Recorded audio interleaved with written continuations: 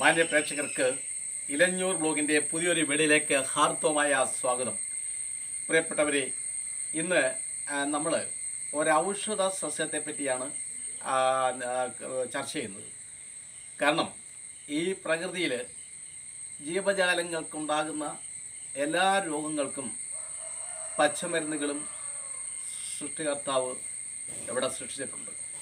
പക്ഷേ നമ്മൾ അത് ഒന്നുകിൽ മനസ്സിലാക്കാതിരിക്കുകയോ അവഗണിക്കുകയോ അതല്ലെങ്കിൽ മറ്റാരുടെയൊക്കെയോ പ്രേരണ നിമിത്തം ഇത് വേണ്ട എന്ന ചിന്ത മനസ്സിൽ രൂഢമൂലമാവുകയോ ചെയ്തതിൻ്റെ അടിസ്ഥാനത്തിലാണ് നമുക്ക് ഇന്ന് കാണുന്ന പല പേരുകളിലും പല ഭാവങ്ങളിലും പല രൂപങ്ങളിലും ഒക്കെ രോഗങ്ങൾ ഉണ്ടാകുന്നത് എന്ന കാര്യത്തിൽ തർക്കമൊന്നുമില്ല.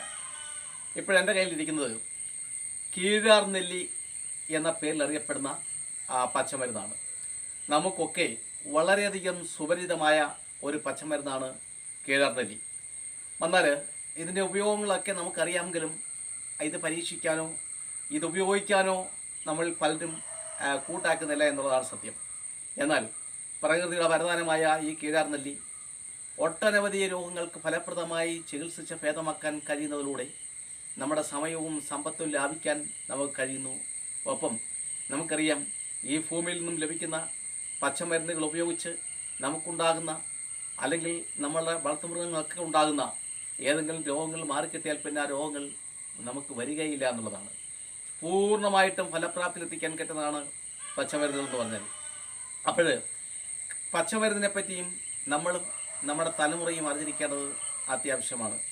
കാരണം ഇന്നത്തെ സ്ഥിതിയിൽ ഒരു രോഗത്തിന് വേണ്ടി നമ്മൾ ചികിത്സിക്കുമ്പോൾ ആ രോഗം കുറയുന്നതോടൊപ്പം തന്നെ മറ്റൊരു രോഗം കൂടി ഉടലെടുക്കുന്ന വളരെ ഭീതിജനകമായ ഒരു കാഴ്ചയാണ് നമ്മൾ കണ്ടുകൊണ്ടിരിക്കുന്നത്.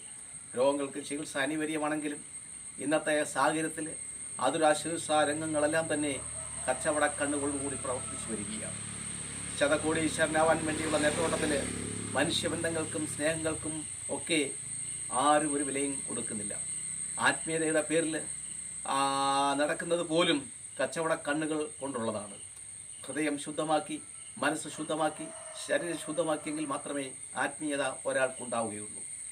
അങ്ങനെ ഉള്ള ഈ സാഹചര്യത്തിൽ പച്ചമരുന്നിനെ പറ്റിയുള്ള അറിവ് ശേഖരിക്കലും അത് വളരെ വിദഗ്ധമായ രീതിയിൽ മനസ്സിലാക്കിയതിന് ശേഷം അതിൻ്റെ നിശ്ചിത നിയമാനുസൃത രീതിയിൽ ഉപയോഗിക്കുകയും ചെയ്താൽ നമുക്കുണ്ടാകുന്ന പല രോഗങ്ങളും മാറിവരും. അപ്പം നമുക്ക് സുപരിതമായ ഈ കീഴാർ നെല്ലിയെപ്പറ്റി നമുക്ക് അല്പമായ കാര്യങ്ങൾ ഒന്ന് മനസ്സിലാക്കാം. നെല്ലിയുടെ വർഗത്തിൽപ്പെട്ട ഒരു കുറ്റിച്ചെടിയാണ് നമ്മൾ ഈ പറയുന്ന കീഴാർ നെല്ലി എന്ന് പറയുന്നത്. ഏതാണ്ട് 9ഓളം തരത്തിലുള്ള കീഴാർ നെല്ലി ഉണ്ടെന്നാണ് കണക്കാക്കപ്പെട്ടിരിക്കുന്നത്. അതിൽ നമുക്ക് ഏറ്റവും കൂടുതൽ സുപരിതമായത് 2 ഇനത്തിൽപ്പെട്ട കീഴാർ നെല്ലിയാണ്. ഇത് ഒരേ തരം ആണെങ്കിലും ഇത് ചുവപ്പ് നിറം, ഒരിളം ചുവപ്പ് നിറവും ഇത് വെളുത്ത നിറവുമാണ്. അപ്പോൾ നെല്ലിയുടെ വർഗത്തിൽപ്പെട്ടത് എന്ന് ഞാൻ പറയുമ്പോൾ നമ്മൾ ശ്രദ്ധിക്കേണ്ട ഒരു കാര്യം എന്ന് വെച്ചാൽ, നെല്ലിയുടെ ഇല പോലെയുള്ള നിലയും അതുപോലെ തന്നെ നെല്ലിയുടെ ഇലയുടെ അടിഭാഗത്താണ് ഈ കായ്കൾ ഉണ്ടാകുന്നത്, പൂവും കായും ഒക്കെ ഉണ്ടാകുന്നത്. അതുപോലെയാണ് ഇതിനും ഉള്ളത്. അപ്പോൾ ഇതിൻ്റെ കീഴിൽ 6 നെല്ലിക്ക, 1, 2, 3, 4, 5, 6 നെല്ലിക്ക എന്ന അർത്ഥത്തിലായിരിക്കാം കീഴാർ നെല്ലി എന്ന പേര് വന്നത് എന്ന് നമുക്ക് അനുമാനിക്കാം. എന്തായാലും ഈ നെല്ലിയുടെ കീഴാർ നെല്ലി സമൂലം ഔഷധ യോഗ്യമുള്ള ഒരു മരുന്നാണ്. നമ്മൾ പൈസ കൊടുത്ത് വൻതോതിൽ പണം ചിലവഴിച്ച് ചികിത്സിക്കുന്ന രോഗങ്ങൾക്ക് ഈ കീഴാർ നെല്ലി നമുക്ക് ധൈര്യമായിട്ട് ഉപയോഗിക്കാം. പ്രത്യേകിച്ചും പുറമേ ഉപയോഗിക്കുന്നതിന് നമുക്ക് പ്രത്യേകിച്ച് ഈ അറിവുകൾ മാത്രം മതി. എന്നാൽ ഉള്ളിൽ ഏതെങ്കിലും രോഗങ്ങൾക്ക് വേണ്ടി ഉപയോഗിക്കുകയാണെങ്കിൽ ആധികാരികമായ ഇതിൻ്റെ ചികിത്സ വൈദഗ്ധ്യം നേടിയ ആൾക്കാരുടെ ഉപദേശം സ്വീകരിക്കുന്നത് നല്ലതാണ്. അതിൻ്റെ കാരണം എന്ന് പറഞ്ഞാൽ, ആയുർവേദ പച്ചമരുന്നുകൾ തീർത്തും ഫലപ്രദമാകണമെങ്കിൽ അതിന് 2-3 കാര്യങ്ങൾ നമ്മൾ അറിയിക്കുന്നത്. ഒന്ന്, വിരുദ്ധാഹാരങ്ങളുണ്ട്. ഈ കീഴാർ നെല്ലി ഉൾപ്പെടെയുള്ള പച്ചമരുന്നുകൾക്ക് ഫലപ്രാപ്തി ലഭിക്കണമെങ്കിൽ ഈ പച്ചമരുന്ന് കഴിക്കുന്ന സമയത്ത് മറ്റ് ചില ആഹാരങ്ങളിൽ നിയന്ത്രണം ഏർപ്പെടുത്തണം, അല്ലെങ്കിൽ ഒഴിവാക്കണം. പിന്നെ മറ്റൊന്ന്, ഇതിൻ്റെ മാത്ര അല്ലെങ്കിൽ അളവ് ഒരു പ്രധാനപ്പെട്ട ഘടകമാണ്. ഓരോ രോഗത്തിനും ഇത്ര മാത്രം കഴിക്കണം എന്നുള്ളത്. പിന്നെ സമയം, ഇത് അറിയാൻ വേണ്ടിയിട്ടാണ് നമ്മൾ വിദഗ്ധനായ ഒരു വൈദ്യരുടെ നിർദ്ദേശം പാലിക്കണമെന്ന് പറഞ്ഞത്. കാരണം അവർ നിരന്തരമായ രോഗികൾ കൊടുത്ത് നിരീക്ഷണത്തിന് വിധേയമാക്കിക്കൊണ്ടാണ് ഇത് പറയുന്നത്. പക്ഷേ പുറമേ നമ്മൾ ഉപയോഗിക്കുമ്പോൾ അതിനൊന്നും ആവശ്യമില്ല. നമുക്ക് പുറമേയുള്ള രോഗങ്ങൾ കണ്ടുപിടിക്കാൻ സാധിക്കും. അത് നമുക്ക് ചെയ്യാം. ഉദാഹരണത്തിന് നമ്മുടെ ശിരോരോഗം എന്ന് പറയുമ്പോൾ നമ്മുടെ മുടി കൊഴിച്ചിൽ, അതുപോലെ തന്നെ പലർക്കും ബുദ്ധിമുട്ടുണ്ടാകുന്ന താരൻ. അപ്പോൾ താരനും മുടി കൊഴിച്ചിലിനും വളരെ ഫലപ്രദമായിട്ട് നമുക്കെല്ലാവർക്കും ഉപയോഗിക്കാൻ പറ്റുന്ന ഒരു പച്ചമരുന്നാണ് ഈ കീഴാർനെല്ലി എന്ന് പറയുന്നത്. അപ്പോൾ അതിന് ചെയ്യേണ്ട കാര്യം എന്ന് വെച്ചാൽ ഇതേപോലെ ഇത് പറിച്ചെടുക്കുക, സമൂലമായിട്ട് പറിച്ചെടുക്കുക.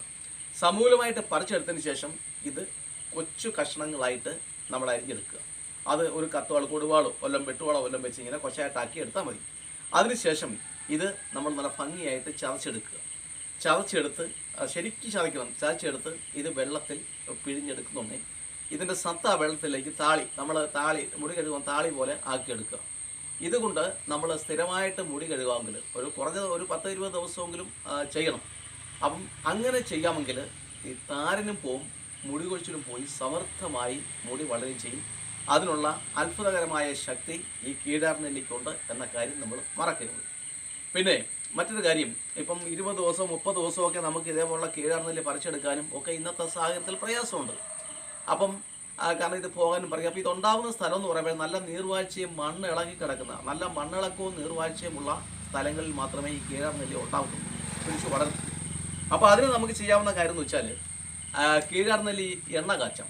അപ്പോൾ എണ്ണ കാച്ചുന്നു, അതുപോലെ തന്നെ നമ്മൾ ഇത് കുഞ്ഞു കഷ്ണങ്ങളായിട്ട് നമ്മൾ അരിഞ്ഞെടുത്തതിന് ശേഷം നമ്മൾ എത്ര എണ്ണയിലാണോ കാച്ചുന്നത് അതനുസരിച്ച് കുറേ മരുന്നെടുത്ത് അരിഞ്ഞെടുത്തതിന് ശേഷം ഈ ശുദ്ധമായ വെളിച്ചെണ്ണ എന്ന് ഞാൻ പറയുമ്പോൾ മില്ലുകളിൽ നമ്മുടെ തേങ്ങ ആട്ടുന്ന മില്ലുകളിൽ പോയി മില്ലുകളിൽ പോയി അവിടെ നിന്നും നമ്മൾ വാങ്ങിക്കുന്ന വെളിച്ചെണ്ണയിൽ വേണം നമ്മൾ ഇത് കാച്ചിയെടുക്കാൻ.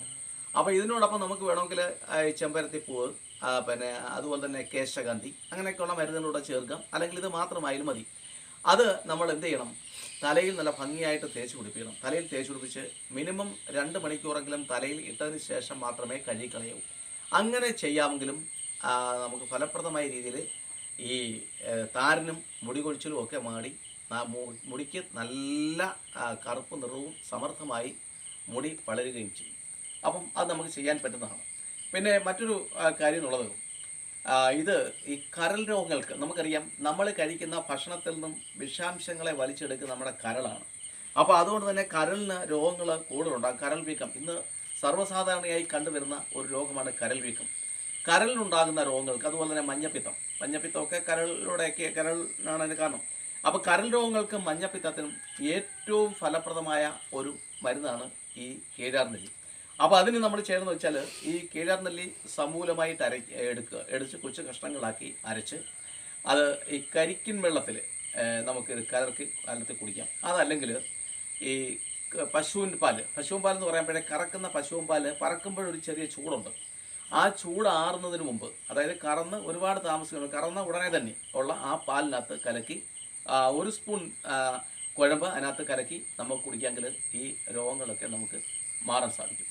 അപ്പോൾ ഇത് വളരെ ഫലപ്രദമായ ഒരു മരുന്നാണ്, വളരെ ഫലപ്രദമായ മരുന്നാണ്. പിന്നെ മറ്റൊരു സംഗതി ഉള്ളത്, നമ്മുടെ ഈ ദന്തരോഗം എന്ന് വെച്ചാൽ വായിൽ പിന്നെ പല്ലിലൂടെയൊക്കെ ഊനിലൂടെയൊക്കെ രക്തം വരിക, ഊന് വീക്കം ഉണ്ടാവുക, പല്ലുകൾ കുലുങ്ങുക. അപ്പോൾ ഇങ്ങനെയൊക്കെയുള്ള ഈ രോഗങ്ങൾ ഉണ്ടാവുകയാണെങ്കിൽ ഇതേപോലെ ഈ പിന്നെ ഈ കീഴാർനെല്ലി പറിച്ചെടുത്ത് ഇത് നമുക്ക് കടിക്കാൻ പറ്റുന്ന, അതായത് ഇതിൻ്റെ ഈ നല്ല മൃദുവായിട്ടുള്ള തണ്ടുകളും ഇലകളും കൂടെ അല്പം വായിലിട്ട് ചവയ്ക്കുക. കുറച്ച് നേരം നമ്മൾ വെറ്റ ഒക്കെ വായിലിട്ട് ചവയ്ക്കുന്നതിലൂടെ മുറുക്കുന്നതിൻ്റെ കൂട്ട് തന്നെ കുറച്ച് നേരം ചവച്ചുകൊണ്ടിരിക്കുക. അപ്പോൾ ഇതിൻ്റെ ഉമിനീര് നമ്മൾ ഇറക്കാത്ത രീതിയിൽ വായിൽ നിർത്തുക. അങ്ങനെ കുറേ നേരം കഴിഞ്ഞിട്ട് ഇത് തുപ്പിക്കളയുക. അങ്ങനെ ഏതാനും ദിവസങ്ങൾ നമ്മൾ ചെയ്യാമെങ്കിൽ തീർച്ചയായിട്ടും ഇതിൻ്റെ പിന്നെ ആ രോഗം മാറിക്കിട്ടും. അതുപോലെ തന്നെ ഈ കഷണ്ടി എന്ന് പറയുമ്പോൾ മുടി കൊഴിഞ്ഞു പോയിട്ട് കഷണ്ടി തെളിയുക. അപ്പോൾ ഈ കഷണ്ടി തെളിയുന്നതിനും ഇത് എണ്ണ കാച്ചി തേച്ചാൽ മതി. അപ്പോൾ അങ്ങനെ നമുക്ക് യാതൊരു ചിലവുമില്ലാതെ നമ്മുടെ പ്രദേശത്ത് വളരുന്ന ഈ കുറ്റിച്ചെടി കൊണ്ട് നിരവധിയായ ചികിത്സകൾ നമുക്ക് നടത്താൻ സാധിക്കും, പൈസ ചെലവില്ല. പിന്നെ ഏതാണ്ട് 9ഓളം ഇനത്തിൽപ്പെട്ട കീഴാർനെല്ലി ഉണ്ടെന്നാണ് കണക്കാക്കപ്പെട്ടിരിക്കുന്നത്. അതിൽ നമുക്ക് സുപരിതമായത് ഈ ഇളം ചുവപ്പ് നിറത്തിലുള്ളതും ഈ വെള്ള നിറത്തിൽ ഉള്ളതുമാണ്. അപ്പോൾ ഇതിന് രണ്ടിനുമാണ് ഔഷധ ഗുണമുള്ളതെന്നുമാണ് പൊതുവെ പറയപ്പെടുന്നത്. അപ്പോൾ ഇതിൻ്റെ വിത്ത് വിതരണമെന്ന് പറയുമ്പോൾ നമുക്ക് നട്ടു വളർത്തേണ്ട കാര്യമൊന്നുമില്ല, നമുക്ക് നട്ടു വളർത്താൻ ഒക്കത്തുമില്ല. കാരണം ഇതിൻ്റെ വിത്തെന്ന് പറഞ്ഞാൽ വളരെ ചെറിയ വിത്തുകളാണ്, ഏറ്റവും ചെറിയ വിത്തുകളാണ്. ഈ ഒരു വിത്ത് പാകമാകുമ്പോൾ ഇത് പൊട്ടിക്കുന്നുണ്ടെങ്കിൽ ഇതിനകത്ത് 3 ചെറിയ വിത്തുകളാണുള്ളത്. അപ്പോൾ ഇതിൻ്റെ വിത്ത് പോലെ നടക്കുന്നത് വളരെ വിചിത്രമായ രീതിയിലാണ്. പ്രകൃതി ഓരോന്നിനും ഓരോ രീതി കൊടുത്തിട്ടുണ്ട്. അതിൻ്റെ വംശവർദ്ധനം തലമുറ നിലനിൽക്കാൻ വേണ്ടി പ്രകൃതി കൊടുത്തിരിക്കുന്നത് വളരെ വളരെ കൗതുകകരമായ സംഗതിയാണ്. അതാണ് മനുഷ്യരെ സംബന്ധിച്ച് പറയുന്നുണ്ടെങ്കിൽ നമ്മൾ ഏറ്റവും വലിയ ആളാണെന്ന് പറയുമ്പോഴും നമുക്ക് ചിന്തിക്കാൻ പോലും ഒക്കാത്ത ഒട്ടനവധി കാര്യങ്ങളാണ് പ്രകൃതി നടത്തിക്കൊണ്ടിരിക്കുന്നത്.